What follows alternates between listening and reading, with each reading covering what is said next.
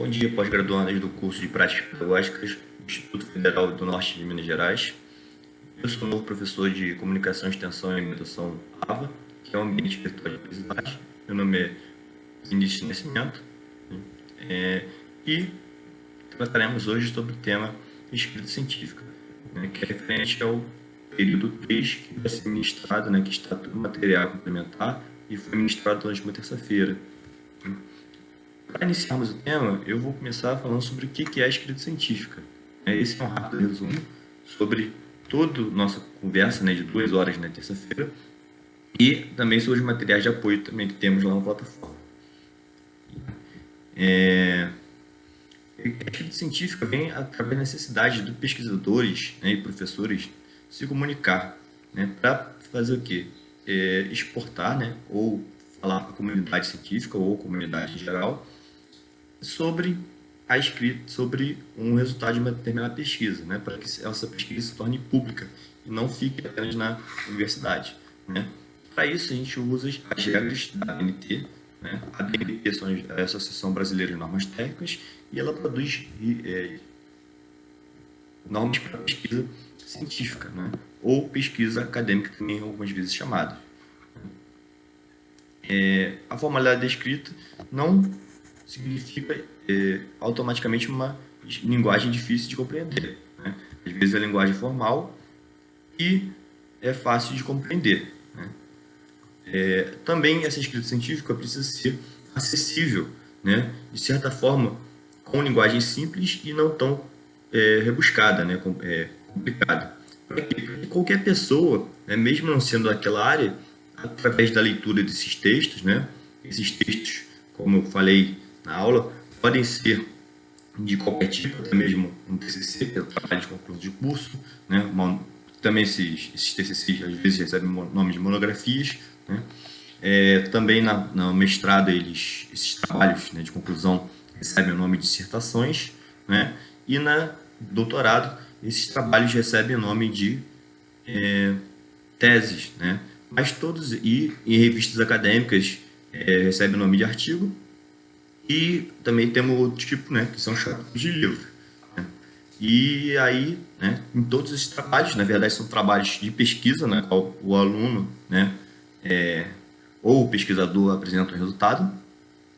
E eles devem ter de maneira simples, para que toda a comunidade, não só daquele tema, mas toda a comunidade acadêmica, ou até mesmo um leigo, que, por sinal, pega aquele artigo para ler, por interesse, por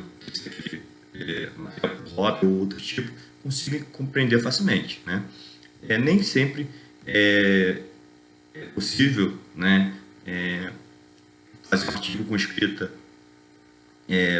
para ser entendido no seu todo, porque às vezes muitas pessoas não têm o entendimento do conteúdo base, então fica difícil, mas a gente tem que sempre tentar levar aquele conteúdo, aquele resultado daquela pesquisa, a maior quantidade de pessoas possíveis.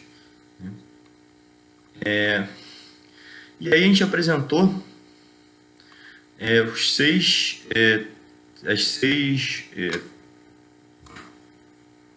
passos para que a escrita seja feita de maneira bem tranquila.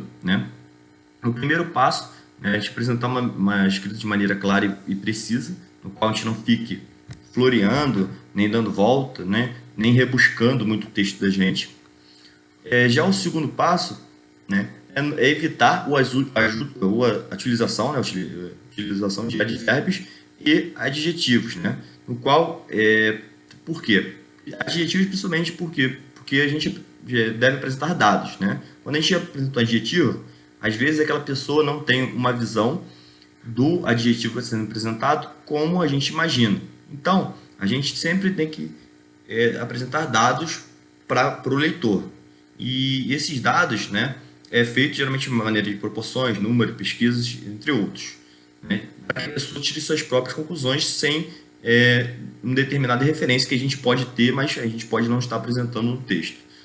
Os advérbios também, às vezes, são necessários, mas a gente sempre tem que evitar usar os dois, porque parece que a gente está rebuscando o texto, nesse caso de advérbios.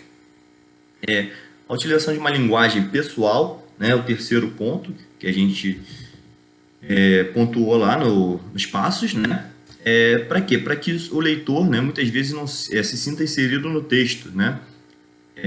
Onde o autor ele escreve, né, em terceira pessoa geralmente, né? E geralmente nunca em primeira pessoa, né? A não ser alguns casos específicos aí que também podem ser usados. Mas essa linguagem pessoal, né, é sempre para quê? Para que o leitor se faça parte daquele, ao ler, faça parte, né? Então, você está fazendo parte da sua pesquisa e assim compreenda com mais facilidade. Os verbos, o quarto passo, fala sobre os verbos no tempo certo, né? Por exemplo, quando a gente fala de uma pesquisa, a gente tem que falar, né? Apresentando os resultados de uma pesquisa, a gente tem que falar um tempo que passado, porque pesquisa já foi concluída, né? E a gente está no presente, ou seja, a pesquisa já passou. E quando a gente, por exemplo, está falando sobre, né, nas conclusões ou considerações finais, sobre projetos futuros de pesquisa, tem que falar no futuro, né? Então, a escrita do artigo é sempre no tempo presente. Então, é sempre bom, né, sempre necessário estar com esses tempos verbais, né, certinhos. Já o quinto passo, né, é um passo também que correlaciona lá a linguagem 1, né, não utilizar, não utilizar uma linguagem rebuscada. Né? Às vezes a gente tenta florear ou utilizar uma linguagem rebuscada, né, e aí acaba o artigo não sendo muito interessante, porque uma pessoa, né, leiga, ou até mesmo uma pessoa daquela área, tem que parar várias vezes para procurar o significado de certas palavras. É o que já desinteressa o leitor, né, o que faz nosso texto ficar muito pesado, né, para quem está lendo. Então, isso é importantíssimo. Já o sexto passo, né, é o passo, do passo ideal, né, passo primordial para a gente fazer o quê? Escrever um artigo científico, né, ou uma tese, um TCC, que é o que? Ele apresenta a estrutura básica, né, no qual é um resumo, ou seja, um resumo do texto que a gente está fazendo. Né? O segundo passo é começar pela introdução do texto, né, após o resumo. Depois, a metodologia e o método científico, né, onde a metodologia pode ser composta por vários métodos científicos. Depois a gente vai partir para a fundamentação teórica, né, onde a fundamentação teórica a gente vai relacionar outros textos, né, talvez outros resultados, né, que a gente queira comparar com o nosso texto que a gente está apresentando. Né. O próximo passo, a gente vai apresentar os resultados. Quais resultados? Os resultados da nossa pesquisa, né, os resultados que a gente produziu durante o texto, durante o estudo. Né. E, por final, a gente vai falar sobre as conclusões ou considerações finais que a gente teve sobre aquele tema. Ou seja, a gente vai fazer um apanhado geral sobre o texto e vai concluir com o quê? Com a ideia, né, do que a gente quis passar para o leitor. E, por fim, né, toda a estrutura acadêmica, né, geralmente, que é escrita, slides, entre outras coisas, vem o quê? As referências bibliográficas. Ou seja, as referências bibliográficas são o quê? Os lugares que a gente utilizou para fazer a nossa pesquisa, né? Ou pegar material para a nossa pesquisa. E essa estrutura é principalmente ideal, né, para a gente o quê?